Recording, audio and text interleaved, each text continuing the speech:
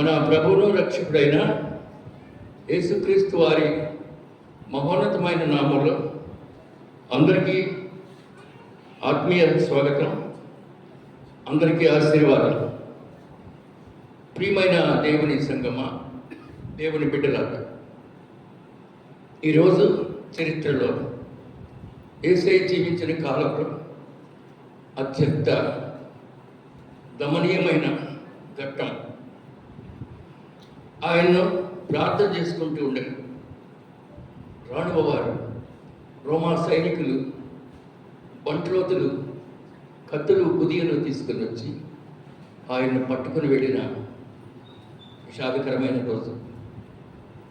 గెత్సెమనే తోటలో ఆరాధన శిష్యులతో కూడా ముచ్చటించిన తర్వాత, సంస్కారం కూడా ఇచ్చిన తర్వాత మరలా ఆయన ప్రార్థన చేసుకుంటూ ఉండగా ఆయన్ను రాణు వారు పట్టుకెళ్ళినటువంటి రోజు ఇది. ఈరోజు అత్యంత బాధకరమైన, విషాదకరమైన రోజు. అసలు ఏం జరిగిందో, ఎలా జరిగిందో విందాం. అందరూ ప్రభు సన్నిధానానికి రండి, అందరూ రండి. ఆరాధన అనంతరం మీ కానుకలు స్వీకరించబడతాయి. ఇంతవరకు కూడా ఈ 40 దినాలలో ఎన్నడూ కానుకలు తీయబడలేదు. ఆరాధన తర్వాత ఈరోజు తీయబడుతుంది. తర్వాత నా మనవరాలు కోడలు ఇచ్చినటువంటి పలహారం అందించబడుతుంది. తర్వాత సంస్కారం ఇవ్వబడుతుంది. ఈరోజు సంస్కారం ఎందుకు ఇస్తున్నామో కూడా తెలియపరుస్తారు. ఆయన రేపు సిలువ వేయబడతాడు. ఈరోజు ఆఖరిసారిగా సంస్కారం ఇచ్చారు. ఈ ఘట్టాలన్నీ ఒకదాని వెంబడ జరుగుతాయి. ఈ రాత్రి నుంచి ఆయన్ని పట్టుకొని వెళ్ళి బంధించి అనేక చోట్లకి తిప్పి ఆయనకు చివరికి రేపటి దినం సిలువలో ఆయన్ని ప్రేలాడదీసినారు. విషాదకరమైన ఈరోజు ఆలయంలో ఉండటం ఆశీర్వాదకరం. ఇంతవరకు ఒకవేళ అనివార్య కారణాల వల్ల చర్చికి రాలేకపోతే ఈరోజు తప్పనిసరిగా రావాలని ప్రేమతో అందరికీ మనవి చేస్తున్నాను. సండే స్కూల్ బాలబాలికలు అందరూ రండి, యువతరం వారంతా రండి, పురుషులు స్త్రీలు 50 మంది రండి, సంఘ పెద్దలు, కమిటీ పెద్దలు కూడా రండి. ఎవరి బిడ్డలు దేవుని పనికి ప్రత్యేకంగా అవసరం, అందరూ కూడా ఉండండి. ప్రభు మిమ్మల్ని దీవించిన గాక. ప్రభు నామానికి స్తోత్రం. ప్రార్థన చేద్దాం. అత్యంత కృపమేడ, దయమేడ, ఈరోజు చరిత్రలో యేసయ్య హింసించబడి ఈడ్చుకొని వెళ్ళబడి బలవన్మరణానికి ఆయన్ను బలవంతంగా తీసుకెళ్ళి మరణానికి అప్పగించినారు. ఇది గెత్సెమనే ఆరాధన మాకు తెలియపరుస్తూ ఉంది. ఈ ఆరాధనలో అందరూ కూడి మేము స్తుతించే భాగ్యం ప్రసాదించమని, ఆది అంతా మీరే ఉండి నడిపించమని యేసునామములో అడుగుతున్నాం తండ్రి. ఆమేన్. దేవుని పరిశుద్ధ నామానికి స్తోత్రం కలుగును. శ్రమల జారకూటాలు అంటూ వచ్చాం. అత్యంత శ్రమలు ఈ రాత్రి నుంచి ప్రారంభించబడ్డాయి. శ్రమల కూటాల్లో యేసయ్య గురించి తెలుసుకున్నాం. పాత నిబంధనలో కొంత చరిత్ర తెలుసుకున్నాం. ఈ మధ్య కాలంలో యేసయ్య చేసినవి కనుక్కున్నాం, తెలుసుకున్నాం. ఈరోజు మనం యేసయ్య అప్పగించబడుతున్నా తెలుసుకోబోతున్నాం. యేసయ్యకు 12 మంది శిష్యులు ఉన్నారు. ఈ 12 మంది శిష్యుల్లో యూదా ఇస్కరియోతు అనేవాడు చాలా నీచమైన, క్రూరమైన శిష్యుడు. పైకి శిష్యుడు వచ్చినాడు, కానీ తనలో యేసయ్యను పట్టించే లక్షణాలు ఉన్నాయి. కూడా ప్రధాన యాజకులతో అధిపతులతో మాట్లాడి బేరం పెట్టాడు. 30 వెండి రూపాయలు, 30 వెండి రూపాయలకి యేసయ్యను డబ్బులు అమ్ముకున్నవాడు. అది ఈ రోజు వరకు తెలియదు ప్రపంచానికి. ఈరోజు ఆయన చర్యలు యేసయ్యను పట్టించిన వాడిలో ముందుగా ఉంది. లూకాసు వార్త 22వ అధ్యాయం, లూకాసు వార్త 22వ అధ్యాయం 3వ వచనం నుంచి నేను చదువుతాను, జాగ్రత్తగా వినండి. అంతటా 12 మంది శిష్యుల సంఖ్యలో చేరిన ఇస్కరియోతు అనబడిన యూదాలో సాతాను ప్రవేశించెను. కనుక వాడు వెళ్ళి ఆయనను వారికి ఎలాగో అప్పగించవచ్చునో దానిని గూర్చి ప్రధాన యాజకులతోనూ అధిపతులతోనూ మాట్లాడాను. అందుకు వారు సంతోషించి వానికి ద్రవ్యం ఇవ్వ సమ్మతించిరి. వాడు అందుకు ఒప్పుకొని జన సమూహం లేనప్పుడు ఆయనను వారికి అప్పగించుటకు తగిన సమయం వెతుకుచుండెను. ఈ శిష్యుని పేరు వాడు వాడు వాడు అని వ్రాయబడింది, గమనించినారో లేదు. శ్రమల ధ్యాన కోడిక ద్వారా చాలా వాక్యం విన్నారు మీరు. ఈ కోడికలు మేము బలపరిచినాయని నేను భావిస్తూ ఉన్నాను. అదేమి చిత్రమో కానీ శ్రమల ధ్యాన కోడికలోనే మార్చి నెలలోనే మన సంఘ బిడ్డలు చేతికో కాలి ఎముకలు విరిగినాయి. 5-6 గురించి నాకు తెలుసు. నల్లూరి మాణిక్యమ్మ ఎముక విరిగి హాస్పిటల్లో చికిత్స పొందారు. నల్లూరి నాగమణి, నల్లూరి సోమయ్య తొట్టికీరు దెబ్బతింది. చొప్పర పెన్ను పులివర్తి భాగ్యరాజు. ఇక్కడ శ్రమల జానకూడికలని దేవుని స్తుతిస్తూ ఉన్నాం. సంఘ బిడ్డలు 5 లేక 6 ఇంకా ఉన్నారా? ఇంతేనా? ఇంతేనా?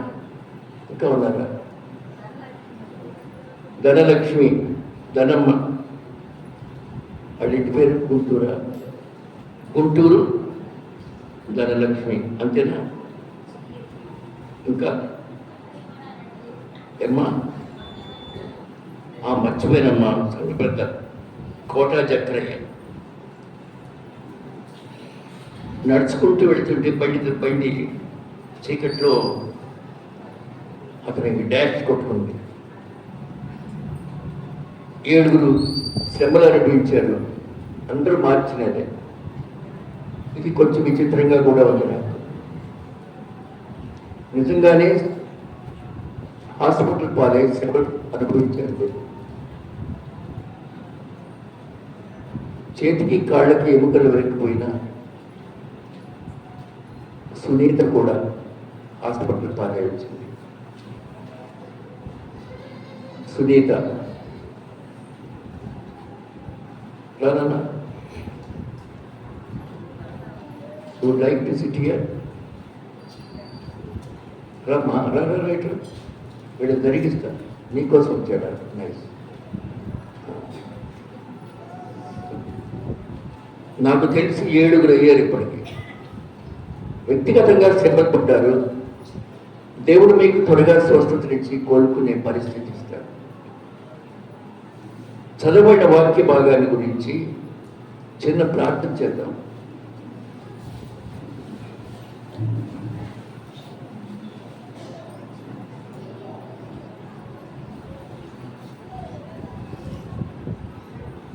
శ్రావణి ప్రార్థన చేయి, పైకి తీసుకొచ్చి.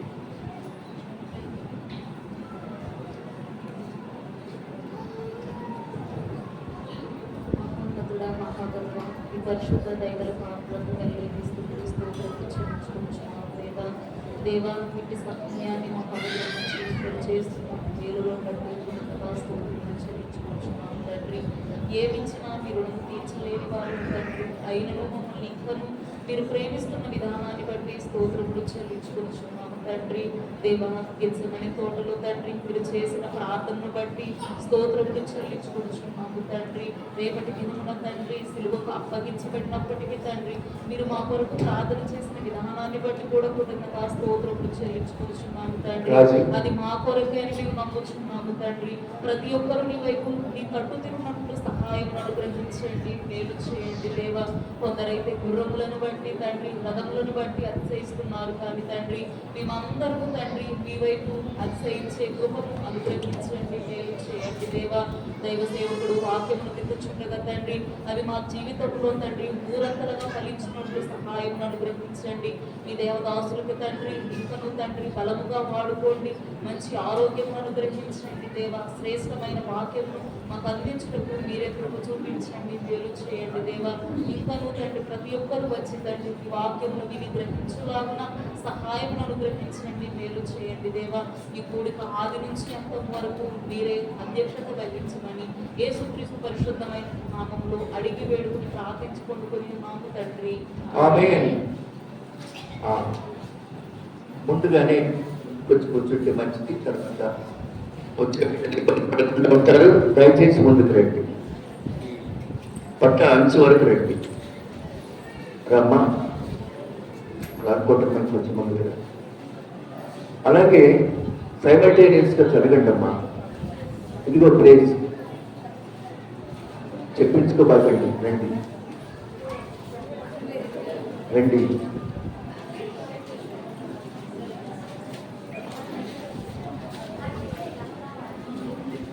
రాకపోవటం కొంచెం లేమ్మా, కొంచెం ముందు అట్లా గాడి లేకుండా చెప్పు వాళ్ళకి. అదిగో చెప్పు.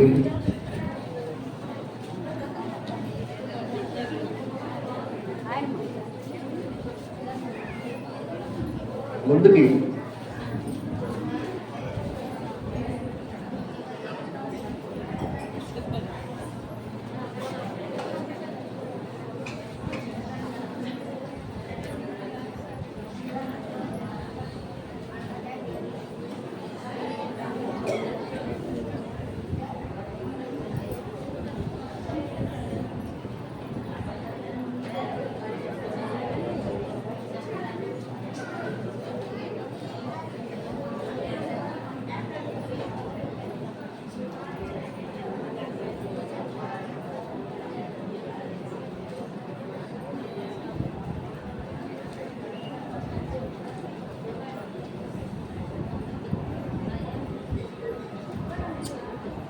వాక్యం విందాం.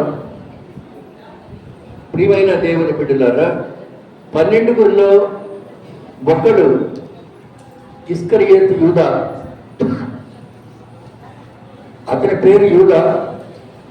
ఇస్కరియోతు అనేది తన ఊరి పేరు లేక తన ఇంటి పేరు కూడా కావచ్చు. ఇస్కరియోతు యూదా. ఈ 12 మందిలో ఇస్కరియోతు యూదా ప్రధాన యాజకులతో అధిపతులతో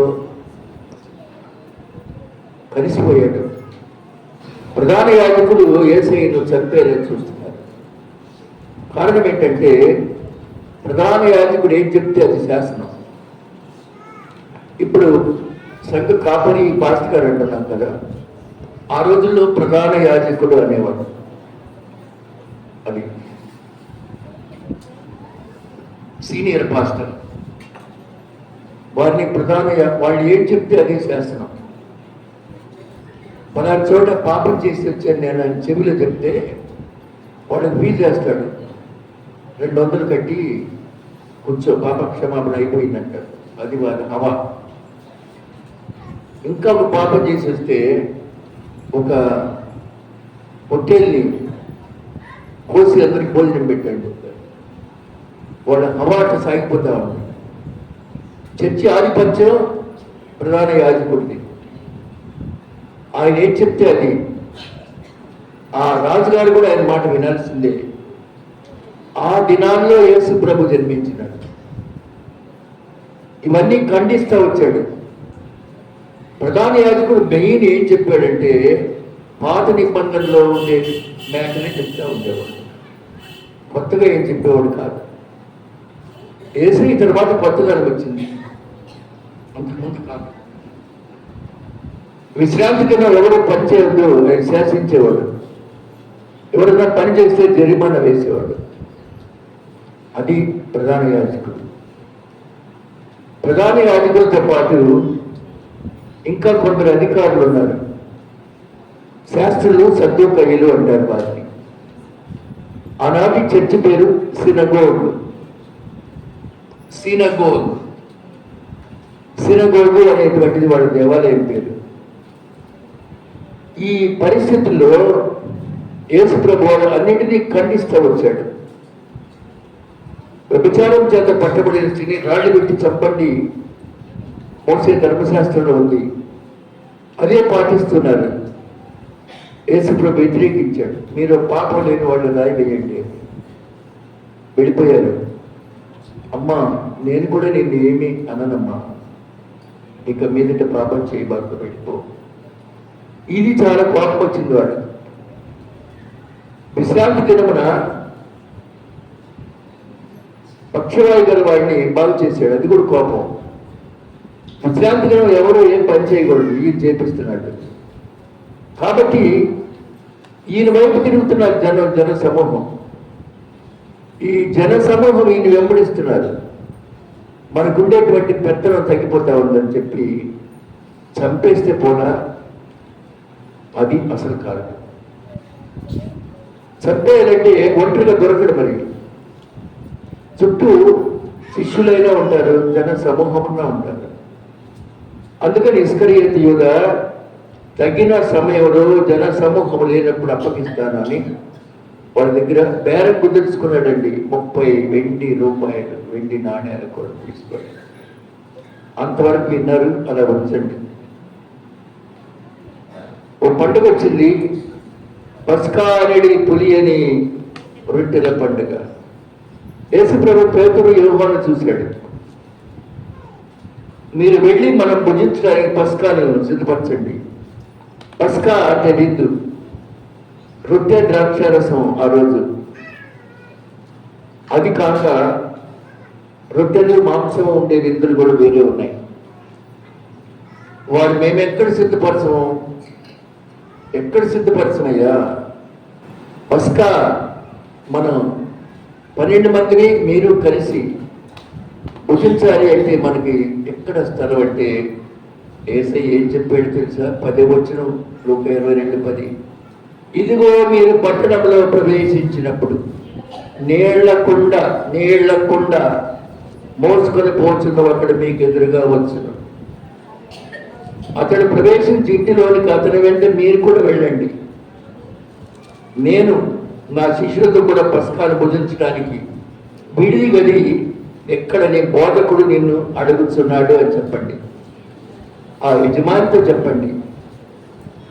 అతడు సామాగ్రి గల గొప్ప మేడగది మీకు చూపించును, అక్కడ సిద్ధపరచుడని వారితో చెప్పారు. వారు వెళ్ళి ఆయన తమతో చెప్పినట్లు కనుగొని పస్కాను సిద్ధపరచది. ఇదండి మేడగది. ఈ మేడగదిలోనే సంస్కారం ఇవ్వబడింది. యాత్రికులు మేడగది చూసేస్తూ ఉంటారండి. రావు చెక్కలతో చేయబడిందంట అది. మెట్లు, ఎంత చెక్కలు అంటే ఒక్కొక్క మెట్లు.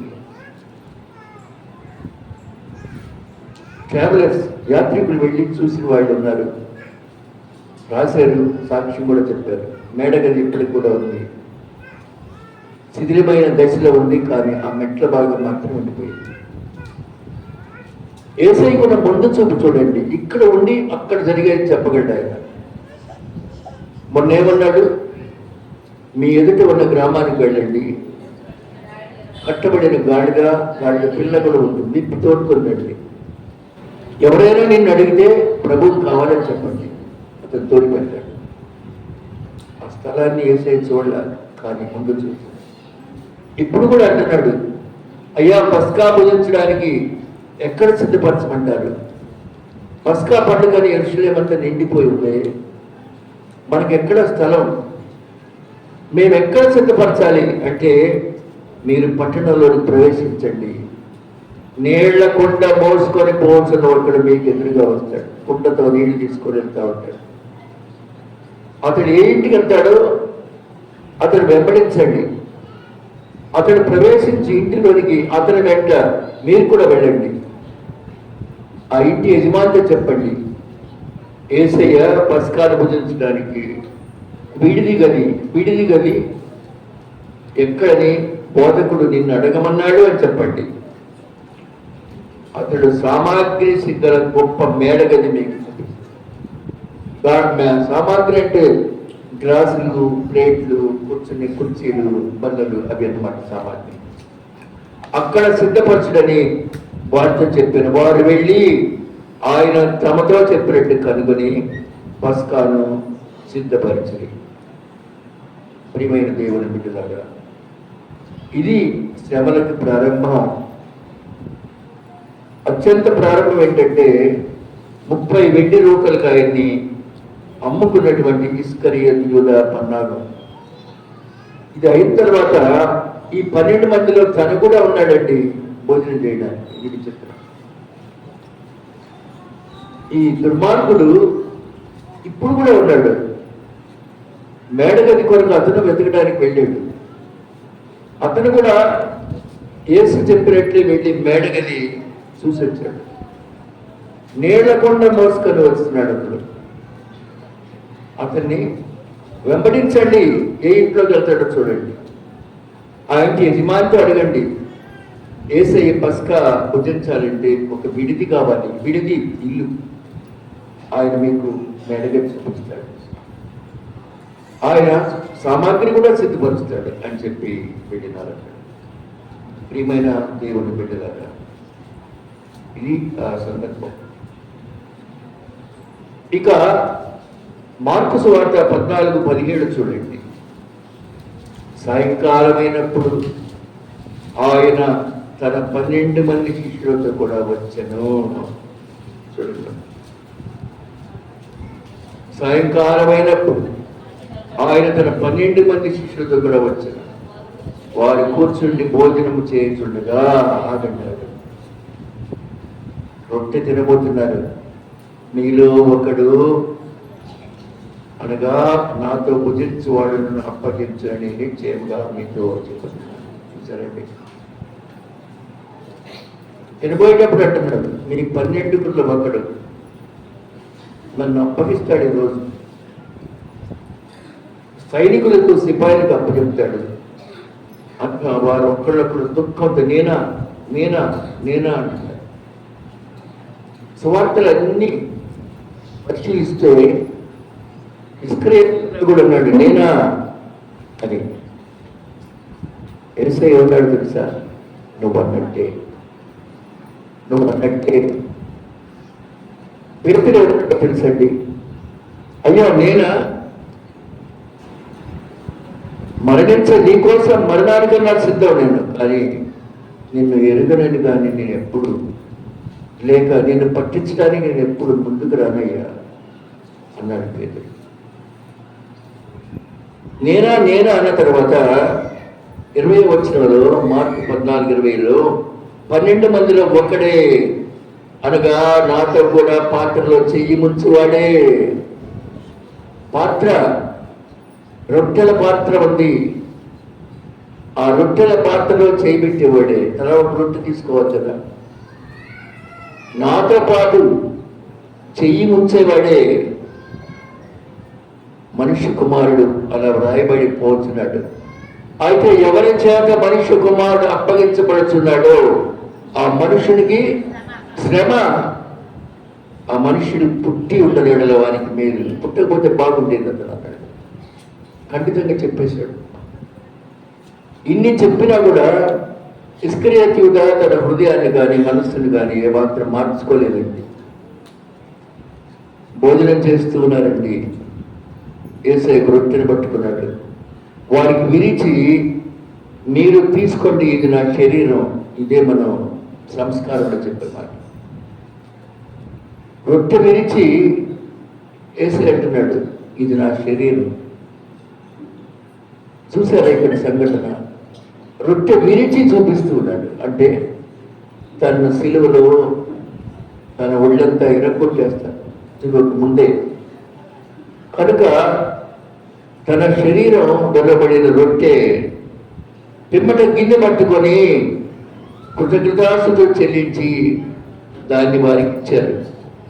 తాగండి అయ్యా, ఈ పాత్రలను కూడా తాగండి, నా నిమిత్తమై అనేకుల కొరకు చిందించబడుతున్న నా రక్తం. ద్రాక్షారసాన్ని పట్టుకొని ఏమన్నారండి? ఇది నా రక్తం. దేవుని రాజ్యంలో ద్రాక్షారసం కొత్తదిగా తాగుతున్న వరకు ఇక నువ్వు దాన్ని త్రాగనని మీతో నిశ్చయముగా చెప్తున్నాను. ఇప్పుడే నేను మీతో తాగుతూ ఉన్నాను, కానీ దేవుని రాజ్యానికి వెళ్ళిపోతాను. నేను అక్కడ నేను కొత్త ద్రాక్షారసం తాగుతాను. ఇది నా రక్తం, భుజించండి. ఇది నా శరీరం, భుజించండి. ఇది నా రక్తం, తాగండి. ఇందులో ఎంత వేదన ఉందో చూసినారండి. రొట్టె ఇస్తూ ఇది నా శరీరం, రొట్టెని ఇలా ఎనగదీసి, ఆ దినాల్లో రొట్టెలు వెడల్పు కాదు, మందంగా ఉండే. చిన్నప్పుడు అమ్మలు ఒక పాత్రకి గుడ్డగట్టి, పాత్రలో నీళ్లు పోసి పాత్రకి గుడ్డగట్టి దానిపైన రుబ్బినటువంటి మినప్పిండి వేసి లావుగా వేసి పైన ఇంకొక మూత పెట్టి ఆ వాటర్ స్టీమ్లోనే ఉడుకుతూ ఉంటుంది. అది ఆ రొట్టెని మర్చిపోయారేమో.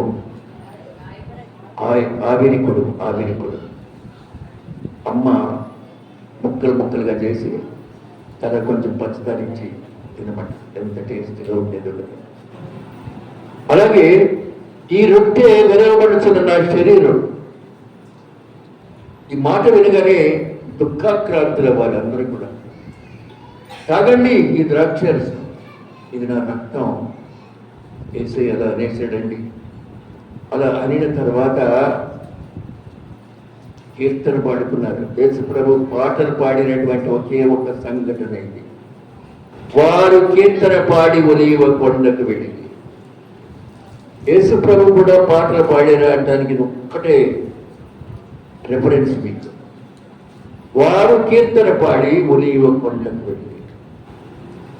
చూడండి ఎక్కడెక్కడ తిరుగుతున్నాడు. ఒలీవ కొండ ఆయన నిత్యము సందర్శించే ఒలీవ కొండ. అక్కడ ఎప్పుడు ప్రార్థన చేసుకుంటాడు. వెళ్ళి ఆయన మోకరించి ప్రార్థన చేసుకుంటూ ఉంటాడు. మీరు అక్కడక్కడ పోస్టర్స్లో కానీ ఫొటోస్లో కానీ లేక ఫోటో ఫ్రేమ్స్లో కానీ చూస్తారు. ఆయన ఇలా ప్రార్థన చేసుకునే ఆ చిత్రము ఒలీవ కొండ చిత్రం. రాయి మీద ఆయన తన చేతులు పెట్టి అక్కడ కీర్తన పాడి అక్కడికి వెళ్ళారండి. యేసయ్య మాటలు అన్నీ కూడా దుఃఖంతోనే ఉన్నాయి. ఇప్పుడు చూడండి, మీరందరూ ఈ రాత్రి అభ్యంతరం పడతారు. విన్నారండి? మీరందరూ డిస్టర్బ్ అయిపోతారు. మీ అందరిలో కూడా షేకింగ్ వచ్చేస్తుంది, కదలిక వస్తుంది. గొర్రెల కాపరిని కొట్టుదురు. ఎవరి గొర్రెల కాపరి? నేను నిజమైన గొర్రెల కాపరిని కదండి. I am the good shepherd, I am the good shepherd. నేను నిజమైన గొర్రెల కాపరి. చూడండి, గొర్రెల కాపరిని కొట్టుదురు. నన్ను కొట్టేస్తారు ఈ రాత్రి. గొర్రెలు చెదిరిపోవడం, గొర్రెలనుగా మీరు చెదిరిపోతారు. అయితే నేను లేచిన తర్వాత మీకంటే ముందుగా గలిలైకి వెళ్ళిపోతాను. అందుకు పేతురు అభ్యంతరపడినా నేను మాత్రం అభ్యంతరపడను. పేతురు ఏమంటున్నాడమ్మా? నేను మాత్రం అలా అనుకోవట్లేదు. యేసు అతను చూసి నేటి రాత్రి కోడి 2 మార్లు కోయిక మునిపే నువ్వు ఎరుగనని 3 సార్లు చెప్తావు. కోడి కోయిక ముందే ఆయన ఎవరో నాకు తెలియదని చెప్తావు అని నిశ్చయంగా నీతో చెప్తున్నాను. అప్పుడు ఏమన్నాడో తెలుసా ఆయన, నేను నీతో కూడా చావాల్సి వచ్చినా నేను ఎరగనని చెప్పను. నిజం అబద్ధమైంది, అబద్ధం కదండి. పారిపోయిన వాళ్ళలో పేతురు కూడా ఉన్నాడు. పోయి చిత్రం చూస్తున్నాడు, లోపల కొడుతుంటే చూస్తున్నాడు. బయట వాకిలి ముందర కూర్చొని చలిమంటగా ఉంటున్నాడు. ఆ రాత్రి సంఘటన అది. 32వ వచనం, గెత్సెమనే చోటికి వచ్చినప్పుడు ఆయన ప్రార్థన చేసి వచ్చే వరకు మీరు ఇక్కడే ఉండండి,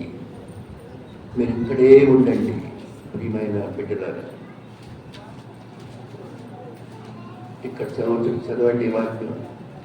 నేను ప్రార్థన చేసి వచ్చే వరకు మీరు ఇక్కడే కూర్చుని చెప్పి పేతురును, యాకోబును, యోహానును వెంట పెట్టినాను. ఈ ముగ్గురంటే ఆయనకు చాలా ఇష్టం. పేతురు, యోహాను, యాకోబు మిగిలిన విభ్రాంతి అందుటకు చింతాక్రాంతుడగుటకు ఆరంభించాను. చింత ప్రారంభించబడింది. అప్పుడు ఆయన, నా ప్రాణము మరణమగనంతగా దుఃఖములో మునిగి ఉన్నది. ఎవరి మాటలివి? యేసయ్య మాటలు వింటున్నారు కదా. నా ప్రాణము మరణమగునంతగా దుఃఖములో మునిగిపోయింది. అమ్మా ముందు స్థలవద్దురా, కొంచెం ముందుకు రండి. అమ్మా ఇక్కడ కూడా ఉంది స్థలం. సరే అమ్మా. నా ప్రాణం మరణమైనంతగా దుఃఖంలో ఉండిపోయింది. మీరు ఇక్కడ ఉండి మెలకువగా ఉండండి అంటే నన్ను కనిపెడుతూ ఉండండి అని ఆ ముక్కుని వదిలి కొంత దూరం ముందుకెళ్ళిపోయినాడు. గెత్సెమనే అది తోట,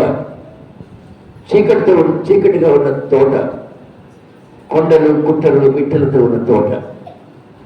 కొంత దూరం సాగిపోయి నేల మీద పడి, చూశారండి యేసు ప్రభు నేల మీద సాష్టాంగ పడిపోయాడు. శిష్యుల్ని వదిలి ఒక్కడే వెళ్ళి సాధ్యమైతే ఆ గడియ తన వద్ద నుండి తొలగిపోవాలని ప్రార్థించు. నాయనా తండ్రి, యేసయ్య ప్రార్థన చూడండి. పరలోక దేవుడికి ప్రార్థిస్తున్నాడు. నాయనా తండ్రి, నీకు సమస్తము సాధ్యమయ్యా, ఈ గిన్నె నా ఎత్తు నుండి తొలగించయ్యా. సాధ్యమైతే ఈ గిన్నె నా ఎత్తు నుండి తొలగించయ్యా. అయినను నా ఇష్ట ప్రకారము కాదు, నీ చిత్త ప్రకారమే కానివ్వమ్మ, నీ చిత్త ప్రకారమే కానివ్వ.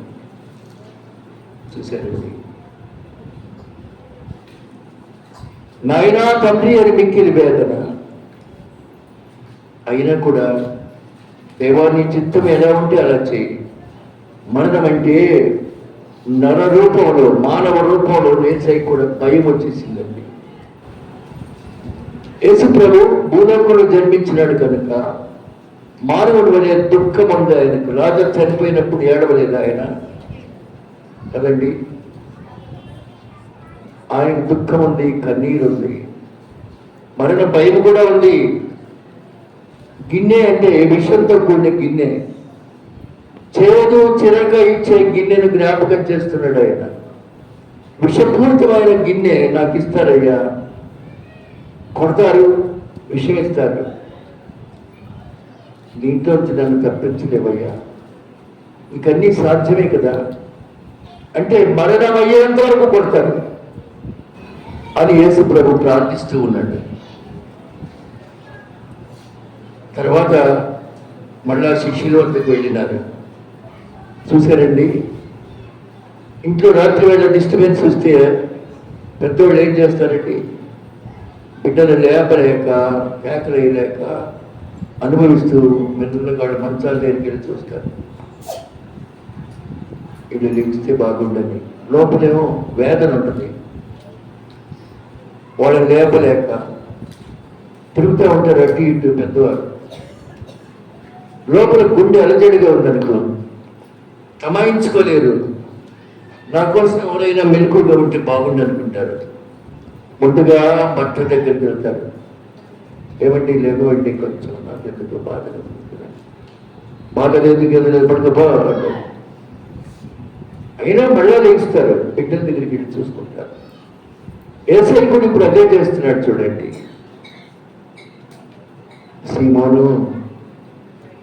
సీమోను అంటే ఆయన పేరు సీమోను పేతురు, సైమన్ పీటర్. సీమోను అన్న పేతురు అన్న ఒకళ్ళే. సీమోను, నీవు నిద్రిస్తున్నావా? నాకు ప్రధానమైన శిష్యుడు అయినా నువ్వు కూడా నిద్రిస్తున్నావా? ఒక్క గడి అయినా మేలుకొని ఉండలేవా? విన్నారా? నా కోసం ఒక్క గడి అయినా మేలుకొని ఉండలేవా?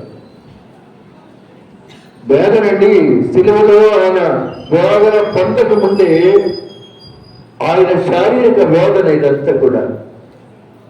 సీమోను, నీవు నిద్రిస్తున్నావా? ప్రియమైన దేవుని బిడ్డలారా, చరిత్రలో జూలియస్ సీజర్ చక్రవర్తి ఉన్నాడు. కథ చెప్పను, మీకు ఒక్క పాయింటే చెప్తాను. రోమా దేశాన్ని పరిపాలించిన నిరంకుశ చక్రవర్తి జూలియస్ సీజర్. ఆ రోజుల్లో మనం పార్లమెంట్ అనేది దాన్ని సెనేట్ అంటారు, రోమ్లో సెనేట్. 7 ప్లాన్ వేసుకున్నారు చక్రవర్తిని చంపేద్దామని. ఆ సెనేట్ బయట ఆయుధాలన్నీ ఇచ్చి వెళ్ళాలి, కానీ దాచుకొని ఆయుధాలు లోపలికి తీసుకెళ్ళాలి. ఆయన దగ్గర సాష్టాంగపడి నమస్కరించాలి చక్రవర్తికి. మోకరించినట్టు మోకరించి ఒక క్యాషియస్ అతని పేరు మెడ మీద కత్తి పెట్టి పొడి చేస్తాడు, గట్టికి దిగేస్తాడు. ఆజానుబాహుడు స్ట్రాంగ్ మ్యాన్ జూలియస్ సీజర్ చక్రవర్తి లెగుస్తాడు. లెగిసిన తర్వాత తల తోటి పొడుస్తారు 6 కూడా. శరీరం అంతా గాయాలే. ఈయన బహుగా ప్రేమించిన మంత్రి గారు ఉన్నారు, బ్రూటస్ దగ్గరికి వెళ్తాడు. గాయపడిన గాయాలంట పట్టుకొని ఆయన దగ్గర నిలబడతాడు. అతను కూడా బోడలో నుంచి కత్తి తీసి పొడిచేస్తాడు. యూట్యూబ్ బ్రూటస్ నువ్వు కూడా అంటాడు. చాలా గొప్ప సన్నివేశం అది. యూట్యూబ్ బ్రూటస్ నువ్వు కూడా బ్రూటస్ అని ఆ మహాచక్రవర్తి నేల కొరికి ప్రారంభించాడు. బ్రూట్ అని తిడతారే, పూర బ్రూట్ అని, బ్రూటస్ లో నుంచి వచ్చిన పదమే అది. నమ్మక ద్రోహి బ్రూట్. నాతో నమ్మకం ఉన్న బ్రూటస్ నీవు కూడా అలాగే చూడండి. ఇక్కడ కూడా పేతురు, సీమోను, నీవు కూడా నిద్రపోతున్నావా? ఒక గడి అయిన మేలుకొని ఉండలేవా? మీరు శోధనలో పడుకున్నట్లు మెలకువగా ఉండి ప్రార్థన చేయండి. అందరినీ మెలకుమంటున్నాడు. ఎందుకమ్మా? వచ్చేస్తారు సిపాయిలు, అర్ధరాత్రి కట్టేస్తారు, గొలుసులతో కొడాలు పెట్టి కొడతారు. కనుక మెలకుగా ఉండండి, నా కోసం మెలకుగా ఉండండి. బతుకులాడుతున్నాడండి. ఆత్మసిద్ధమే కానీ శరీరం బలహీనం. చూసారేసే ఒప్పేసుకుంటున్నాడు. ఆత్మసిద్ధమే, మరణిస్తే దేవుడి దగ్గరికి వెళ్ళిపోతాను, కానీ శరీరం మాత్రం బలహీనం, తట్టుకోలేదు దెబ్బలకి, కత్తిపోట్లేదు అని మళ్ళా ముందుకు వెళ్ళిపోయి ఇంకా అక్కడే ఏదేదో ఒక్కడే మాట్లాడుకుంటున్నాడు. భయభ్రాంతుడై మళ్ళీ వెనక్కి వచ్చాడు శిష్యుల కోసం. వారు నిద్రిస్తూ ఉండగా వారి కన్నులు భారంగా ఉన్నాయి, కళ్ళు ఉబ్బున్నాయి. అది 3వసారి, 41 వచ్చి ఆయన 3వసారి వచ్చి, మీరు ఇక నిద్రపోయి అలసట తీర్చుకోండి, చాలండి చాలు, నా గడియ సమీపించింది, మీరు ఇక నిద్రపోయి అలసట తీర్చుకోండి, ఇక చాలు, గడియ వచ్చినది. ఇదిగో మనుష్య కుమారుడు పాపుల చేతికి అప్పగించబడుచున్నాడు, ఇదిగో నన్ను అప్పగించేవాడు సమీపించి ఉన్నాడు. ప్రియమైన దేవుడి బిడ్డలారా, అప్పగించేవాడు సమీపిస్తూ ఉన్నాడు.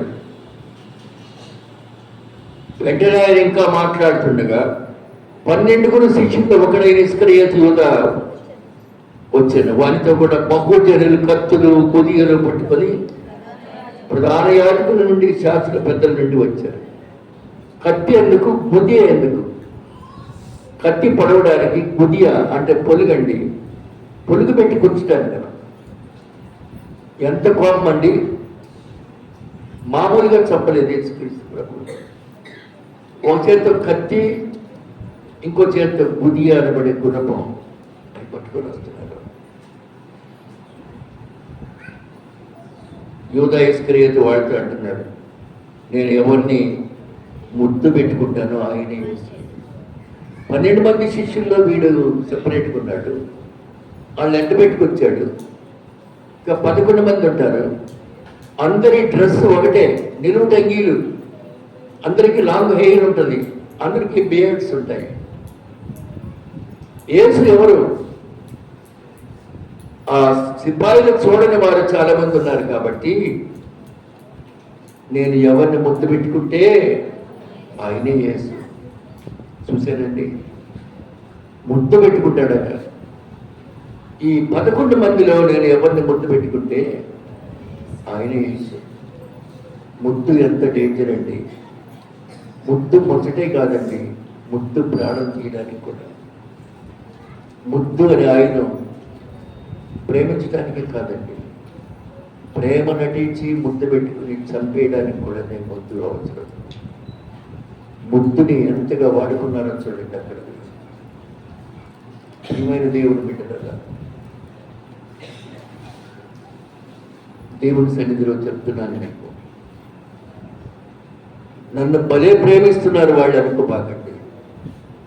కేవలం ఇస్కరియోతు యూదా వలె కపటమైన ముద్దులు పెడుతున్నారు జాగ్రత్త. కపట ముద్దులు తర్వాత నీ మరణానికి కూడా కారణం వారే. చూడండి, నేను ఎవరిని ముద్దు పెట్టుకుంటానే ఆయనే యేసు, ఆయన పట్టుకొని భద్రంగా కొనిపోవడానికి గుర్తు చెప్పి ఉండేను. చెప్పి వెళ్తున్నాడండి. బోధకుడా, బోధకుడా, ప్రియమైన సంఘ మహాదేవుని బిడ్డలారా, బోధకుడా వింటున్నారా? మత్తయి సువార్త 26వ అధ్యాయం చూడండి. మత్తయి 26:48 వచనం చూడండి. మత్తయి 26:48. ఆయనను అప్పగించువాడు నేనెవరిని ముద్దు పెట్టుకుంటున్నా ఆయనే యేసు, ఆయన పట్టుకొనుడని గుర్తు చెప్పే వెంటనే యేసు వద్దకు వచ్చి, బోధకుడా నీకు శుభము. నిజమేనా? ఎంత యాక్షన్ చూసారు ఇక్కడ. బోధకుడా నీకు శుభము అనగానే యేసు ప్రభు జవాబు ఎలా ఉందో చూడండి. చెలికాడా, చెలికాడా, నీవు చేయవలసిన పని చేయి. ఇంకా అప్పగించేవాడు, చంపేసేవాడు వస్తున్నా యేసు ప్రభు ఏమంటాడమ్మా? చెలికాడా, నువ్వు చేయవలసిన పని చేయి. ఏం చేయదలుచుకున్నావో చెప్పు. ముద్దు పెట్టుకొని యూదా ఇస్కరియోతు అప్పగించి చరిత్రహీనుడైపోయినాడండి. బోధకుడా నీకు శుభం. ప్రియమైన దేవుడి బిడ్డలారా, యేసు ప్రభుని ఎలా సంబోధించాడో చూడండి. బోధకుడా, అందరేమో మామూలుగా ప్రభువా అన్నారు, ఈయన మాత్రం బోధకుడా అంటున్నాడు. ఈ పిలుపులో కూడా వ్యత్యాసం ఉంది, వెరైటీగా ఉంది. అందరేమో ప్రభువా అని పిలుస్తూ ఉంటే ఈయన ఎలా పిలిచాడండి? బోధకుడా.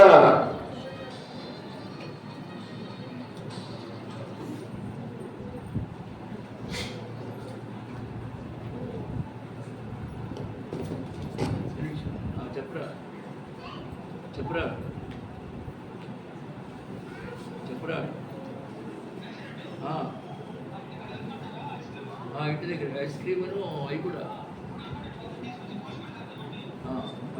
లవ్లేకుంది. ఆ టైం అప్పుడు తెద్దాం పెట్టుకుంటాం. అవి ఏంటవి ఇంకోటి మిర్చిలో తెచ్చింది ఏంటి ఉన్నారు 50 కేజీలు ఇచ్చాడా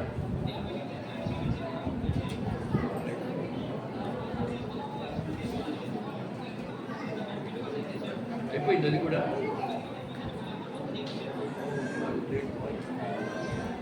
ఓకే నేను చర్చిలో ఉన్నాను రా అక్కడ కదండి రైట్ రైట్ వేరే వాడిని మాట్లాడు పర్లేదు పర్లేదు పర్లేదు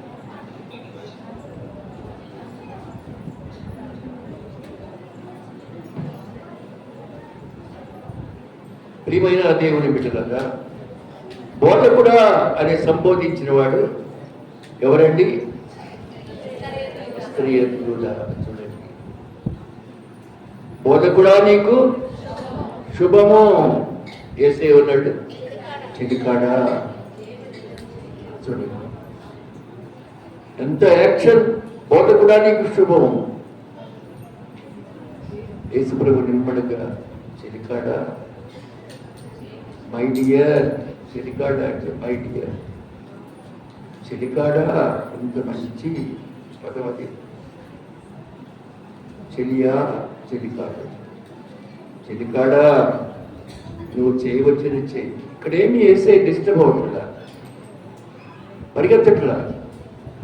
నువ్వు చేయవచ్చని చెప్పు. దగ్గరకు వచ్చి ఆయన మీద పడి ఆయన పట్టుకున్నారండి. ఇదిగో యేసుతో కూడా ఉన్న వారిలో ఒకడు చెయ్యి చాచి కత్తి చూసి ప్రధాన యాజకుని దాసుని కొట్టి వారి చెవి తెగ నరికెను. యేసయ్యతో ఉన్న 12 మందిలో ఒకడు ఈ దుడుకు పని చేసాడు. పేతురే ఏం చేశాడమ్మా?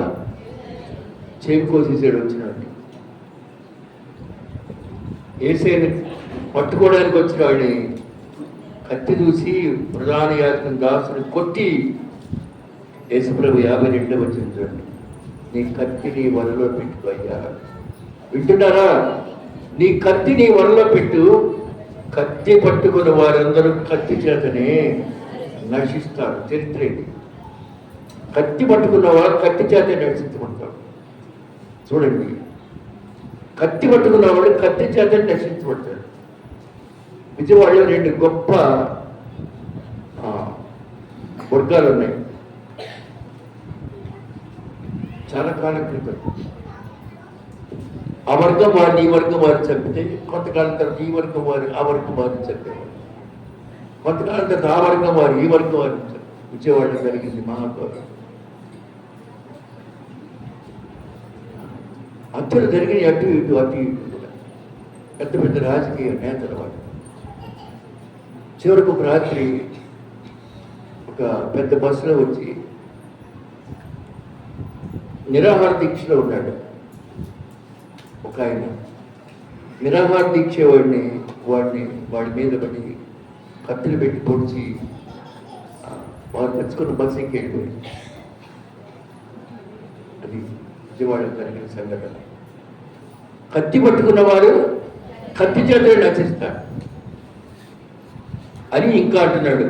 ఇదిగో మీరు కత్తులు పట్టుకొని తిరగబడక్కర్లా. ఈ సమయంలో నేను నా తండ్రిని వేడుకోలేను అనుకుంటున్నారా? వేడుకుంటే 12 సేనావ్యూహం కంటే ఎక్కువ మంది దూతలు నాకు పంపడని మేము అనుకుంటున్నావా? 12 సేనావ్యూహాలు వస్తాయి పరలోకం నుండి తెలుసా? నేను నా తండ్రిని వేడుకుంటే 12 వ్యూహాలు వస్తాయి. ఒక్కొక్క వ్యూహం అంటే 6000 మంది యోధులు అంటండి. బైబిల్లో కింద రాసిన చూసారు లేదు? వ్యూహం ఒక్కొక్కటి 6000 మంది. 12 వ్యూహాలంటే 12 ఆర్లు 72,000 మందిని పంపిస్తాడు దేవుడు. ఈ సమయంలో నేను జీవించాలనుకుంటే పరలోకపు దేవుడు 12 వ్యూహాలను పంపించేస్తాడు. నేను వేడుకొని రాము జరుగును. అయితే లేఖనం నెరవేరాలి కదా. మనిషి కుమారుడు పాపుల చేతికి అప్పగించబడాలి. యేసు మరణించాలి. సిలువలో తన రక్తాన్ని దారిపోయాలని లేఖనంలో ఉంది. యెషయా రాసేసాడు, వద్దకు చేయబడి గొర్రె పిల్ల వలె ఆయన మౌనముగా ఉండేది అది నెరవేరాలి కదా. 55 చూడండి. ఆ గడియలోనే యేసు జన సమూహములను చూసి బందిపోటు దొంగ మీదకి, చూడండి వినండి ఈ మాట, ఏంటయ్యా ఇది, ఏంటయ్యా ఇది, బందిపోటు దొంగ మీదకి వచ్చినట్టు నన్నా కత్తులతో గుదిలతో పట్టుకోవడానికి వచ్చారా మీరు? చూడండి, బందిపోటు దొంగనా నేను? చూసారండి, చంబల్ వ్యాలీలో బందిపోటు దొంగలు ఉంటారు, చంబల్.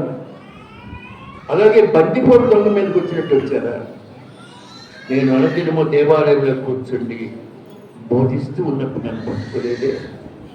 విన్నారండి, అనుదినము నేను దేవాలయంలో కూర్చుండి బోధించేటప్పుడు పట్టుకోలేదే మీరు? అయితే ప్రవక్తల లేఖనములు నెరవేరినట్లు ఇదంతా జరిగిందని చెప్పారు. అప్పుడు ఈ శిష్యులు ఏం చేశారమ్మా? ఆయన విడిచి పారిపోయారు, పరారు. విన్నారండి, విన్నారా? ఇస్కరియోతు యూదానేమో సైన్యం ఉంది, అంతకులు ఉన్నారు, వాళ్ళకి నాయకుడిగా వచ్చారు. ఈ 11 మంది ఏం చేశారమ్మా? ఇటు పరారు వెళ్ళిపోయినారండి. చాలా చాలా బాధాకరమైన విషయం కదండి. అప్పటి వరకు ఆయనతో ఉండి పారిపోయినటువంటి బిడ్డలండి. ప్రియమైన దేవుడు బిడ్డలారా, ఇది యేసయ్య యొక్క ఏమంటారంటే కోర్టు ట్రయల్స్ అంటారు. వేదనలు, హింసిస్తున్నటువంటి వేదన.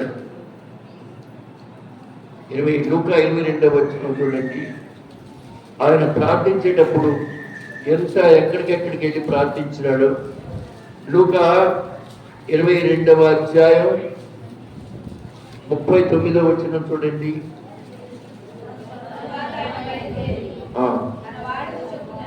తర్వాత ఆయన బయలుదేరి తన వాడుక చొప్పున ఒలీవల కొండకు వెళ్ళగా శిష్యులు ఆయన వెంట వెళ్ళి ఆ చోటు చేరి ఆయన వారితో, మీరు శోధనలో ప్రవేశించకుండానట్లు ప్రార్థన చేయడని చెప్పి వారి యొద్ద నుండి రాతి వేట దూరం వెళ్ళి, అబ్బాయి చిన్నపిల్లలు కూడా వెళ్ళి రాతి వేట దూరం వెళ్ళి అంట.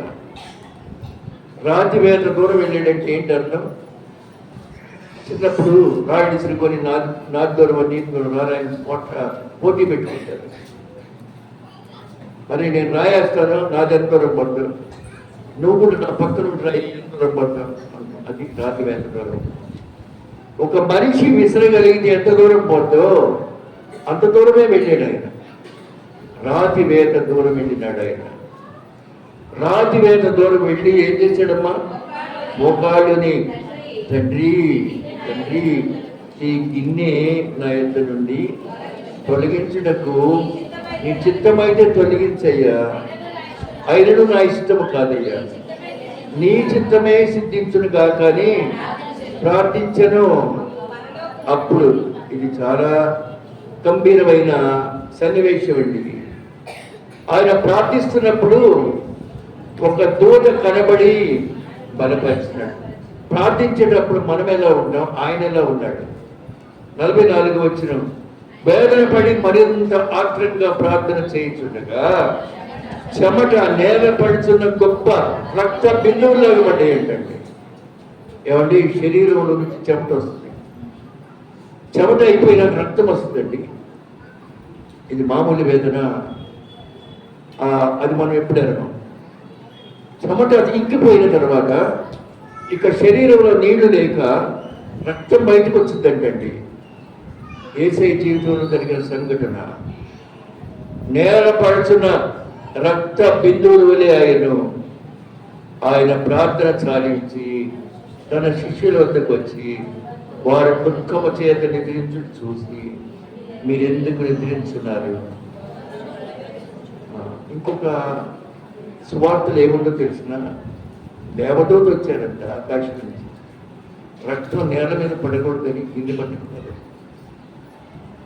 మత్తయి, మార్కు, లూకా, యోహాను చివరి అధ్యాయం చూడండి. ఇంటికి వెళ్ళారు, దేవదూతలు వచ్చాక కింది పట్టుకున్నారంట. యేసయ్య రక్తం నేల మీద పడకూడదు అని. చాలా చక్కని విషయం అది. ప్రియమైన దేవుని బిడ్డలారా, ఈ విధంగా యేసుని పట్టుకున్నారు, యేసయ్యను పట్టుకున్నారు. యోహాను సువార్త 13వ అధ్యాయం 4వ వచనం చూడండి. యోహాను సువార్త 13వ అధ్యాయం 4వ వచనం చూడండి. ఇప్పుడు యేసయ్య చేసిన పని చూడండి. భోజన పంక్తిలో నుండి లేచి వారి పై వస్త్రం అవతల పెట్టి వేసి సంస్కారం ముందు యేసయ్య చేసిన పని చూడండి. ఒక తువాలు తీసుకుని నడుము కట్టుకున్న అంతటా పళ్ళెంలో నీళ్లు పోసి శిష్యుల పాదాలు కడుగుతున్నాడు. తాను కట్టుకొని ఉన్న తువాలతో తుడుచుటకు మొదలు పెట్టాను. చూడండి, పస్కాలో రొట్టె ద్రాక్షారసం, ఇది నా శరీరము, ఇది నా రక్తానికి ముందు ఆయన ఏం చేశాడమ్మా? అందరూ కుర్చీల్లో కూర్చున్నారు. యేసుప్రభు లేచి కాళ్ళు కడుగుతున్నాడు, శిష్యుల పాదాలు తాను కట్టుకున్న తువ్వాలతో తుడుస్తున్నాడు. పాదాలు కడిగినాడు, తువ్వాలతో తుడిచాడు. పేతురు అంటున్నాడు, ప్రభువా నీవు నా పాదాలు కడుగుతావా? అయ్యా వద్దు ప్రభువా, నేను నీకు చేసేది ఇప్పుడు తెలియదయ్యా, ఇక మేలు తెలుసుకుంటావా? నేను ఇప్పుడు చేసేది చూడండి, నిన్ను వలే నీ పొరుగు వాడిని ప్రేమించవలన సూక్తి పాదాలు కడగటంలో ఉందండి. చాలా పెద్ద చర్చెస్లో ఫీట్ వాషింగ్ సెరమనీ అని చేస్తారు. సెవెంత్ డే అడ్వెంటిస్ట్ చర్చెస్లో చేస్తారు. రొట్టె ద్రాక్షారసం ఇచ్చే ముందు అందరూ బయటకు వెళ్తారు, ఒక్కొక్కరు కాళ్ళు కడుగుతారు, ఒకరినొకరు కాళ్ళు కడుగుతారు. అక్కడ తొట్లో పక్కన బకెట్ టంబ్లర్స్ ఉంటాయి. కాళ్ళు కడిగి తమ ఖర్చు కాళ్ళు కడుగుతారు. మీరు చేయగలరా? వీట్ వాషింగ్ సెరమనీ చేయగలమా మనం? గమనించండి సేవలు. అది ఎవరు చూపారు ఆ మాదిరి అంటే యేసయ్య చూపించినాడు. ప్రియమైన దేవుని బిడ్డలారా, ఆయన కాళ్ళు కడుగుతున్నాడు అని వ్రాయబడి ఉంది ఇక్కడ. ప్రియమైన దేవుని బిడ్డలారా, కాళ్ళు కడిగి ఏం చేశాడండి? వాళ్ళతో తుడుచుటకు మొదలు పెట్టాడు. పేతురు ఏమంటున్నాడు? ప్రభువా నీవు నా పాదాలు కడుగుతావా? నేను చేయొచ్చున్నది ఇప్పుడు నీకు తెలియదు, కానీ ఇక మీదట నీకు తెలుసుదిలే. పేతురు మళ్ళీ అంటున్నాడు, ఇవన్నడూ నా పాదాలు కడగకూడదయ్యా, నేను నిన్ను కడగకపోతే నాతో నీకు పాలు పంపు లేదు. నేను నిన్ను కడగకపోతే పరలోక రాజ్యంలో నాతో కూడా నువ్వు ఉండలేవు. అప్పుడు పేతురు అంటున్నాడు, ప్రభు ఆ పాదాలు మాత్రమే కాదయ్యా, నా చేతులు నా తల కూడా కడుగయ్యా, నేను నీతో పరలోక రాజ్యంలోనే ఉండాలయ్యా. అట్లయితే పాదాలు కాదయ్యా, చేతులు తల కూడా కడుగయ్యా అంటే యేసయ్య మంచి మాట అన్నాడు. స్నానము చేసిన వాడు పాదము తప్ప మరేమీ కడుక్కొనక్కర్లేదు. విన్నారా? ఒకసారి స్నానం చేసిన వాడు పాదాలు కడుక్కుంటే చాలు. ఒకసారి బాప్తిసం పొందావు, తర్వాత విశ్వాసం జరిగిపోయావు, ఈసారి మళ్ళీ బాప్తిసం అక్కర్లేదు నీకు. ఏం చేస్తే చాలమ్మా? ఏం చేస్తే చాలు? పాదాలు కడుక్కుంటే చాలు కదండి. ఒకసారి స్నానం చేసిన వాడు మళ్ళా పాదాలు తప్ప మరేమీ కడుక్కోనక్కర్లేదు. అతడు కేవలము పవిత్రుడు. మీరును పవిత్రుడు, కానీ మీలో అందరూ పవిత్రుడు కాదు. ప్రియమైన దేవుని బిడ్డలారా, ఇలా చెప్పి ఒక మెసేజ్ ఇచ్చాడండి. 12వ వచనం, వారి పాదములు కడిగి పైవస్త్రం వేసుకున్న తర్వాత మరలా కూర్చుండి, నేను మీకు చేసినది మీకు తెలిసిందా? ఎందుకు చేశానో మీకు తెలిసినా? బోధకుడని ప్రభు అని మీరు నన్ను పిలుస్తున్నారు కదా. నేను బోధకుడను ప్రభువుని కనుక మీరు పిలుచుట న్యాయమే. కాబట్టి ప్రభువును బోధకుడైన నేను మీ పాదాలు కడిగినట్టుగా మీరును ఒకరి పాదములు ఒకరు కడుక్కోండి. చూసారండి, మీరు కూడా ఒకరి పాదాలు ఒకరు కడుక్కోండి. ఒకరి తప్పులు ఒకరు క్షమించండి, ఒకరి పాదాలు ఒకరు కడుక్కోండి. నేను మీకు చేసిన ప్రకారం మీరును చేయలేనని మీకు మాదిరిగా ఇలాగూ చేస్తూ ఉన్నాను. ప్రియమైన దేవుని బిడ్డలారా, ఇక యోహాను సువార్త 18వ అధ్యాయంలోకి వెళ్తాం. యేసు ఈ మాటలు చెప్పి తన శిష్యులతో కూడా కెద్రోను వాగు దాటిపోయాను. కెద్రోను ఎనిబడి చెప్పండి, మరణపు వాగు. ఒక సామ్రాజ్యం ఎక్కడ రాలేదా? కెద్రోను అని కానీ పెద్ద గడిచేదాన్ని మరణపు వాగు అని చిన్నప్పటి నుంచి వింటాను. కెద్రోను అంటే మరణపు వాగు. యేసు ఈ మాటలు చెప్పి తన శిష్యులతో కూడా కెద్రోను వాగు దాటిపోయాను. ప్రియమైన దేవుని బిడ్డలారా, ఇది కెద్రోను వాగు యొక్క రహస్యం.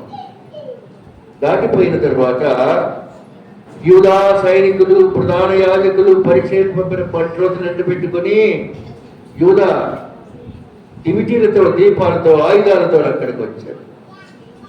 దివిటీలు, దీపాలు, ఆయుధాలు ఇన్ని అవసరం అండి. దివిటీలు, దీపాలు, ఆయుధాలు యేసు తనకు సంభవించబోనని ఎరిగిన వారై ఉండి వారి వద్దకు వెళ్ళి, అయ్యా ఈ దీపాలు పట్టుకొని ఎవరిని ఎత్తుకుంటున్నారయ్యా? చూడండి, వచ్చిన వాళ్ళు ఏం చేయమంటున్నాడు? ఈ దీపాలు పట్టుకొని ఎవరిని వెతుకుతున్నారంటే వాళ్ళు ఏమన్నారమ్మా? నజరేయుడైన యేసుని. చూసారా, శత్రువుడు కూడా ఆ స్వరం దేవుడే మార్చుంటాడు. నజరేయుడైన యేసుని మీరు ఎవరిని ఎదుగుతున్నారయ్యా? ఇక్కడ 11 + 1 12 మంది ఉన్నాము.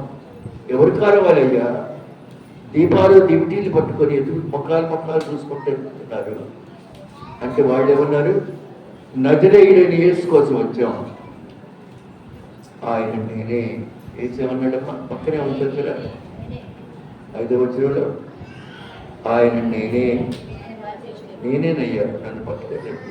చూసారా, మీరు వెతుకుతున్నది నన్నే. ఆయన అప్పగించిన యూదా కూడా వారి వద్ద ఉండను. ఆయన నేనే ఆయనని చెప్పగా వారు వెనుకకు తగ్గి నేల మీద పడిపోయినారు. నేనే ఆ యేసు అనగానే ఈ ఆయుధాలతో వచ్చిన లెక్క ఏం చేశారమ్మా? పడిపోయారటండి. యేసు శబ్దం వినగానే కింద పడిపోయినారు. యేసు శబ్దం వినగానే ఏం రావాలమ్మా? భయం రావాలి. దేవాలయంలో యేసు శబ్దాన్ని వింటుంటే మీలో కొందరికి ఎలా ఉంటుందో తెలియదు, కానీ ఆయుధాలు తెలుసుకున్న ఆ వచ్చిన సోల్జర్, సిపాయిలు పడిపోయినట్టే. నేనే అని చెప్పగా వెనక్కి తగ్గి నేల మీద పడిపోయారు. మళ్ళా అంటున్నాడు, మీరు ఎవరిని వెతుకుతున్నారయ్యా? అందుకు వారు నజరేయుడైన యేసుని.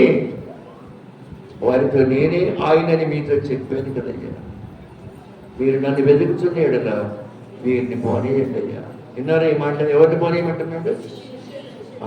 చూసారండి, మరణంలో కూడా ప్రేమ చూసారు. మీకు కావాల్సిన నేనే కదయ్యా, వీరిని పోనీయండి అయ్యా. మరణం వరకు ప్రేమించిన యేసు ప్రభు నన్ను కదా పట్టుకోవడానికి వచ్చారయ్యా, నేనే ఆయన్ని, వీరిని పోనివ్వండి అయ్యా. ఎంత దీనస్వరంతో చెప్పుకుంటాడు, వీరిని పోనీయండి అయ్యా. ప్రియమైన దేవుడు బిడ్డలారా, ఇది యేసు జీవితంలో జరుగుతున్నటువంటి సంఘటనలు, ఘోరమైన సంఘటనలు. ఇక ఆయన తీసుకొని ఎక్కడికి వెళ్తారు అనేది రేపు సవిస్తరంగా మీరు తెలుసుకోవచ్చును. కనుక రేపు మాత్రం ఎవరు మిస్ కాబాకండి. సవిస్తరంగా మీకు అందరికీ తెలిసిపోతుంది. ప్రియమైన దేవుని బిడ్డలారా, అక్కడి నుంచి ఆయన్ని తీసుకెళ్ళేటువంటి స్థలాలు ఏమేమి ఉన్నాయంటే రేపు వినాల్సిందిగా మీతో చెప్తున్నాను. మళ్ళా ఒకసారి మత్తయి సువార్తలో పెడతాం. మత్తయి సువార్త 14వ అధ్యాయం.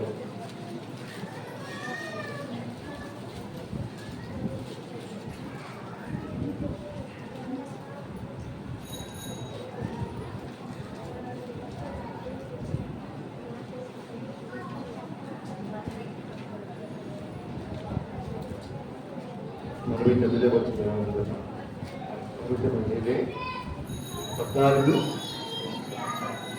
36 వరకే కదా. సరే చదువుతుంది.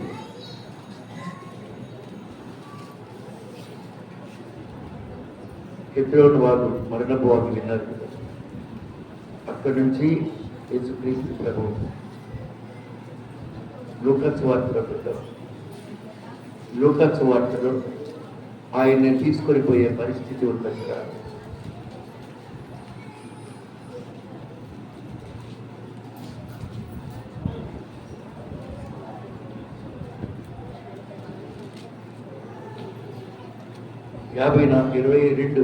లూకా 22:54 వారు ఆయన్ని పట్టి ఈడ్చుకొని పోయి, వినండి ఎలా తీసుకెళ్తున్నారమ్మా, ఈడ్చుకొని పోవడం అంటే ఏంటంటే కాళ్ళు పట్టుకొని లాక్కండి. వారు ఆయన పట్టి ఈడ్చుకొని పోయి ప్రధాన యాజకుని ఇంటిలోనికి తీసుకొని పోయి, మెయిన్ ఇతనే ప్రధాన యాజకుడు తన గ్రేట్నెస్ పోతుందని కదా చంపేయాలను అనుకుంది. ప్రధాన యాజకుని ఇంటిలోనికి తీసుకొని వెళ్ళారండి. పేతురు దూరంగా వారితో వెనక వచ్చుతుంటారు. ప్రధాన యాజకుని ఇంటి దాకా వచ్చాడు పేతురు. కొందరు నడుమంగిట మంట వేసి చుట్టూ కూర్చుంటున్నప్పుడు పేతురు కూడా వారి మధ్య కూర్చుండాను. అప్పుడు ఒక చిన్నది ఆ మంట వెలుతుల్లో అతడు కూర్చున్నట్టు చూసి అతన్ని తేరి చూసి, వీడును ఆయనతో ఉన్నవాడే. చిన్నపిల్ల ఏమని చెబుతుంటాడు, ఈడంటే ఎవరమ్మా, ఈడు కూడా ఆయనతో ఉన్నవాడే. పేతురు అన్నాడు, అమ్మాయి నేను అతన్ని ఎరుగునమ్మా, మరికొంతసేపటికి మరి ఒకడు అతను చూసి, నీవును వారిలో ఒక్కడు కదా. పేతురు అన్నాడు, ఓయి నేను కానయ్యా. ఇంచుమించు గడి అయిన తర్వాత మరి ఒకడు, ఇది నిజం, వీడును అతనితో కూడా ఉండను, వీడు గలిలయుడు అని చెప్పగానే పేతురు అంటున్నాడు, ఓయి నీవు చెప్పినది నాకు తెలియదయ్యా, మీరు ముగ్గురు కలిసి రావడం నాకు తెలియదయ్యా. అతడు ఇంకనూ మాట్లాడుతుండగా వెంటనే కోడి కూసెను. ఏసై నెరవేరిందో లేదా? వెంటనే కోడి కూసెను. అప్పుడు ప్రభువు తిరిగి పేతురు వైపు చూశాను. చూడండి, లోపల హాల్లో నుంచి ముంగిట ఉన్న పేతురు వైపు చూస్తున్నాడు యేసు ప్రభు. కోడి కూయగానే యేసు ప్రభు మొక్క ఎండిపోయాడు అనమాట. పేతురు వైపు అలా చూస్తున్నాడు. నేడు కోడి కూయి మునుపు నీవు ముమ్మారు నన్ను ఎరగనని ప్రభు తనతో చెప్పిన మాట జ్ఞాపకం చేసుకొని వెలుకలకు పోయి సంతాపపడి ఏడ్చాను. చూసారండి, పేతురు 3 సార్లు అబద్ధవాడిగా తర్వాత ఏం చేశాడమ్మా, సంతాపపడి, దీని పేరే పశ్చాత్తాపం. యేసును పట్టుకున్న మనుషులు ఆయన అపహసించి కొట్టి అతని ముఖాన్ని కప్పి ముఖం మీద గుడ్డేసి కొడుతున్నారండి. నిన్ను కుట్టినవాడు ఎవడో చెప్పు, యేసు నేను చెప్పి కొట్టినవాడు ఎవడు? ఆయనకు విరోధము ఇంకా అనేక దోషుల వచనములు మాట్లాడింది. చెడ్డ మాటలన్నీ మాట్లాడుతున్నారు. ఉదయాన్నే మళ్ళీ ఈ రాత్రి అయిపోయింది. ఉదయాన్నే ప్రజల పెద్దలు, ప్రధాన యాజకులు, శాస్త్రులు సభ కూడి ఏం చేస్తున్నారమ్మా, ఆయన తమ సభలోనికి తీసుకొని పోయి, నీవు క్రీస్తు అయితే మాతో చెప్పు అన్నారు. అందుకు ఆయన, నేను మీతో చెప్పిన ఎడల మీరు నమ్మరు, మీరు అదిగాక నేను మిమ్మల్ని అడిగిన ఎడల మీరు నాకు ఉత్తరం ఇవ్వరు. ఇది మొదలుకొని మనుష్య కుమారుడు మహాత్సముగా దేవుని కుడి పార్శ్వమున ఆసీనుడైన వారితో చెప్పాను. అందుకు వారందరూ, అట్లయితే నీవు దేవుని కుమారుడువా? చూడండి ప్రశ్నలు. అట్లయితే నీవు దేవుని కుమారుడువా? యేసయ్య ఏమంటున్నాడమ్మా, మీరు అన్నట్టే నేనే ఆయనను. నీవు దైవ కుమారుడువా? అవును నేనే. మనకి ఇక సాక్షులతో పని ఏమి? అతని నోటి మాట విన్నాం కదా. ఆయన అంటే దైవ కుమారుడు అంటండి, పదండి పట్టుకొని వెళ్తాం. అని అక్కడి నుంచి లాక్కొని వెళ్ళిపోయినట్లుగా బైబిల్ చరిత్ర తెలియపరుస్తుంది. ప్రియమైన సంగమా, దేవుని బిడ్డలాగా, దైవ సాన్నిధ్యం కలిగినటువంటి బిడ్డలాగా, ఇక్కడ నుంచి ఇప్పటికి తెల్లవారుజాము కావస్తుందండి. ఇదంతా జరిగేటప్పటికి తెల్లవారుజాము కావలసి ఉంది. కాబట్టి ఈ ఘోరమైన కలి అంటాం తెలుగులో, ఘోరమైన కలి.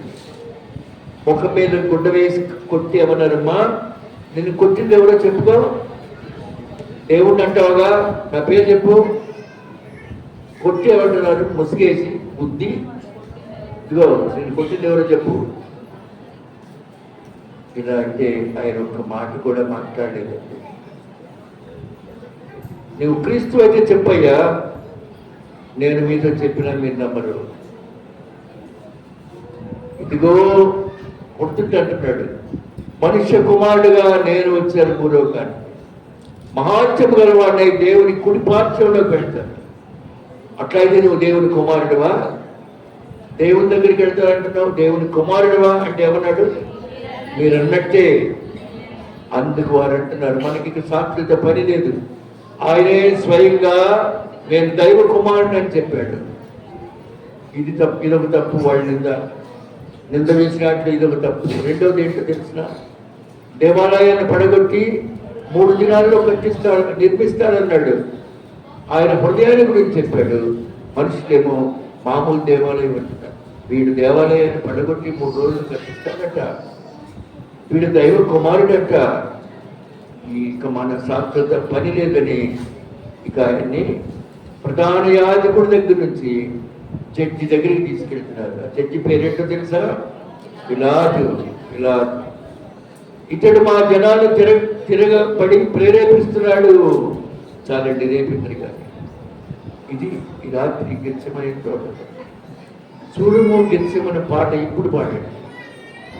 చూడుము గెలిచమనే పాట ఇప్పుడు పాడండి.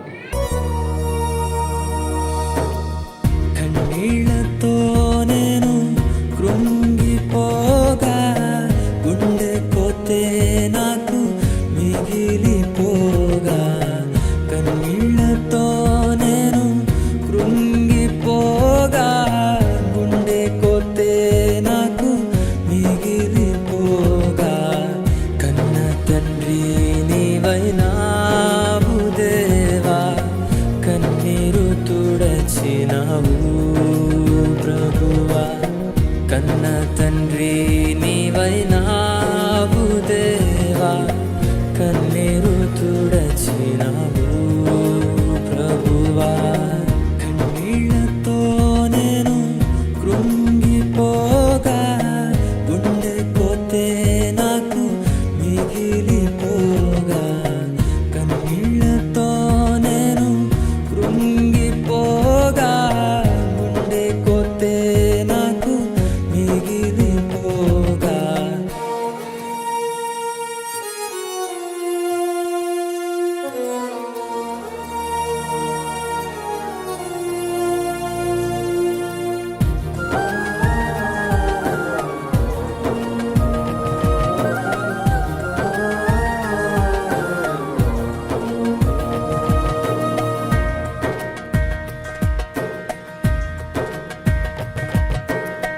నా పాప జీవితాన్ని సిలువను మోసి నూతన జీవితమిచ్చి నీ సాక్షిగా నిలిపితివి.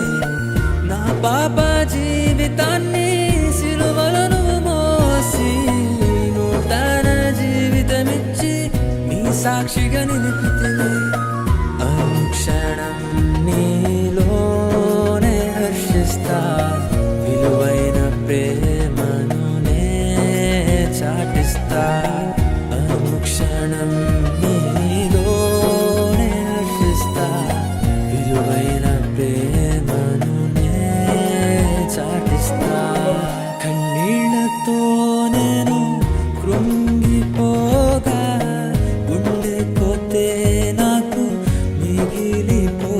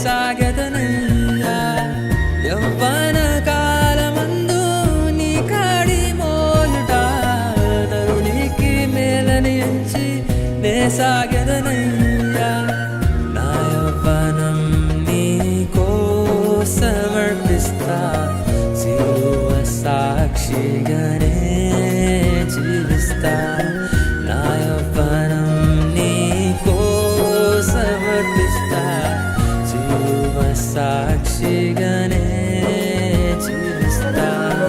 నా తోడై నిలచి నీవు నడుపుమయ్యా, నీలోనే అంతము వరకు నిలుపుమయ్యా. నా తోడై నిలచి నీవు నడుపుమయ్యా, నీలోనే అంతము వరకు నిలుపుమయ్యా. మరలా స్నానం చేయక్కర్లేదు. ఒకసారి రక్షించబడిన బిడ్డ పశ్చాత్తాపంతో మరలా కన్నీటితో తన పాపాన్ని ప్రక్షాళన చేసుకుంటే చాలు. మరలా వెళ్ళి బాప్తిస్మాన్ని పొందనవసరం లేదు. ఈ శ్రేష్టమైన అనుభవం కలిగినటువంటి వాక్యాలు మీరందరూ ప్రవేశించారు కనుక పరిశుద్ధ వాక్యం ఎలా చెప్తుంది, మనం ఏ విధంగా జీవిస్తున్నాం అట్టి అంశాలు మనందరం జ్ఞాపకం చేసుకుంటాం. కృపమైన దయమైన రక్షకుడు, అప్పగించబడిన తండ్రి, గెత్సెమనే ఆరాధనకు ముందు మేడ గదిలో నీళ్ల కుండతో వస్తున్నాడు ఒక వ్యక్తి. ఆ యజమాని వద్దకు వెళ్ళండి, నాకు ఆయన వసతి ఏర్పాటు చేశాడు. అక్కడికి వెళ్ళిన తర్వాత ఈ రాత్రి నన్ను ఒకడు అప్పగిస్తాడు. నేనా ప్రభువా నాతో పాటు పాటలో చేయమంచిన వాడే. ఎంత గొప్ప సందేశాన్ని ఇచ్చినావు తండ్రి. కోడి కోయికి ముందే పేతురు ముమ్మారు నన్ను ఎరగనని చెప్తావు. నా ప్రాణం పోయినా చెప్పను, నీ కొరకు నా ప్రాణమైనా ఇస్తాను. పేతురు యొక్క మాటలు వింటూ ఉన్నాం. ఇస్కరియోతు బోధకుడా నీకు శుభం అంటూనే ముద్దు పెట్టుకొని అప్పగించినాడు. అప్పుడు కూడా దేవుడు ఆ హింసాతి హింసకుడిని, నిజాతి నీచుడిని, చెలికాడా చేయవలసిన పని చెయ్య. ఆయన నేరుగా అతని కొరకు తన హృదయాన్ని తెరిచి చెలికాడ చేయవలసిన పని చేయి. ఎంత పాపినైనా యేసు దగ్గరికి తీసుకుంటాడు. ఎంత పాపినైనా యేసు రక్షిస్తాడు. ఎంత పాపినైనా యేసు క్షమిస్తాడు. ఈ అనుభవం గెలిచిమని మాకు నేర్పిస్తూ ఉంది. రేపటి దినం మరింతగా సిలువలో పొందిన వేదనలు మేమందరం కూడా వినే భాగ్యం మాకు ప్రసాదించమని యేసు దేవుని పరిశుద్ధ నామమున అడిగి వెళ్తున్నాం తండ్రి. ఆమేన్. ఇప్పుడు తరుణం వచ్చింది వారికి కానుక సమర్పించాల్సిన సమయం. ఆశీర్వదించండి, ఆదరించండి. వచ్చిన ప్రతి బిడ్డపై సిలువలో మీరు గాయపడిన శ్రేష్టమైన గాయపడిన హస్తం మాపై ఉంచి పాప క్షమాపణ దయచేసి అర్పించబడిన కానుక దీవించమని యేసు నామములో అడుగుచున్నాం. ఆమేన్. ఈరోజు ఆ కుమారుడు అత్యాల సెవెంత్ పాల్ స్వప్నప్రియ దంపతుల బిడ్డలు స్వరణ్ పాల్ సమైక్య దైవాలయానికి 16 తెచ్చారు. పెద్దలు రండి. కృపామయుడ దయమయుడ రక్షక పరిశుద్ధ దేవ మీకు స్తోత్రాలు. గెత్సెమనే తోట ఆరాధనలో అనేకులైన బిడ్డలు ఈ స్థలమందున్నారు. ప్రేమించండి, జీవించండి, ఆదరించండి, ఆశీర్వదించి పొందించండి. రేపటి శిలువ ధ్యానానికి అందరూ సిద్ధపడి వచ్చినట్టు ప్రభుత్వం యేసుక్రీస్తు వారి పరిశుద్ధ నామములో బలపరచండి, స్థిరపరచండి. దేవుని అందే దగ్గర ఉంచి ఆయన పొందిన దెబ్బల చేతన నాకు స్వస్థత, ఆయన పొందిన గాయముల చేతన నాకు పాప విముక్తి, ఆయన చిందించిన రక్తధారల చేతన నా సమస్త అపవిత్రతను పోగొట్టుకునేది. శ్రేష్టమైన ఆలోచనతో పంపించండి. యేసునామములో అడుగుచున్నాం తండ్రి. ఆమేన్. మన పరమ తండ్రి రక్షకుడు క్రీస్తు యేసు ప్రభువు గెత్సెమనేలో వేదన అనుభవించిన ప్రభువు ఈ రాత్రి నలగొట్టబడుతున్నాడు, శిక్షించబడుతున్నాడు, ఈడ్చుకొని వెళ్తున్నారు, ముఖం మీద గుద్దుతూ ఉన్నారు, వేస్తూ ఉన్నారు. ఈ భయంకరమైన స్థితిని అనుభవించిన మా రక్షకుడు, మా దేవుడు యేసుక్రీస్తు ప్రభు వారి శ్రేష్టమైన నామంలో ఆశీర్వదించమని ప్రభు నామాలు అడుగుతున్నాం తండ్రి. ఆమేన్. అందరికీ వందనాలు.